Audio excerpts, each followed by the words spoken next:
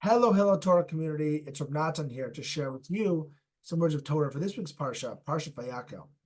Towards the end of the Parsha, Moshe is calling for all those who helped the Mishkan. He calls Bezalel, he calls Oliav, and then he calls all the other people who helped out. And he describes them as thus. He says, in Parak Lamed Vav, Pasuk Bet, he says, all those people who helped the Mishkan, they're the people who are inspired to help and inspired to do the work. And he says, these were people that Hashem had given them, had blessed them with incredible talents and knowledge to do their craft.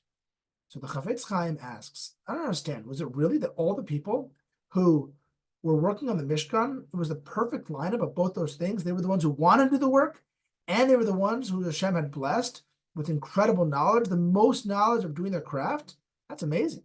I mean, you think about sometimes when you say, I want to do a project, and people will come forward. So sometimes people come forward are not the people who are best suited for the project. Sometimes people come forward are people who are motivated, for whatever reason, often good intentions. They're not the ones who really should be doing the project. And sometimes the people who really have the knowledge to do whatever it is are the ones you have to convince they're not motivated. So how could it be that the people who built the Mishkan, all of them were motivated on their own volition? They wanted to do it. And those were the same people who had the best knowledge of what it was that they were going to be doing for the Mishkan, whether it was weaving or building, etc. So the Chafetz Chaim answers that it wasn't magically that the people who decided to show up were also the smartest people.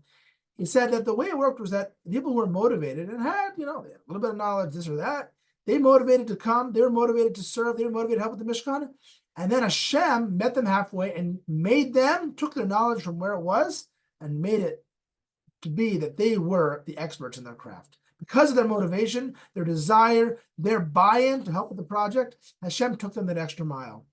And I think this is an amazing message for us in our lives, because a lot of times we think of a task, a place we want to get to, and it seems very difficult. Could be something at work, could be something we want to accomplish with our children, could be something in our own lives in serving Hashem, or in any walk of life. And it feels like the thing we want to accomplish is so far and beyond us. And yet, what the Torah is telling us, and the Chafetz Chaim is telling us here, is that ultimately the beginning starts with us, starts with giving that effort, that energy, putting in that. And then once we're moving, once we get going, once we show that, Hashem can take us the rest of the way, and Hashem can give us this extra push to be able to make it something that we'll really be able to accomplish and succeed in. And I think this is true because a lot of times when we think back on big things we've done in our lives, part of it we could really explain based on our own energy and effort.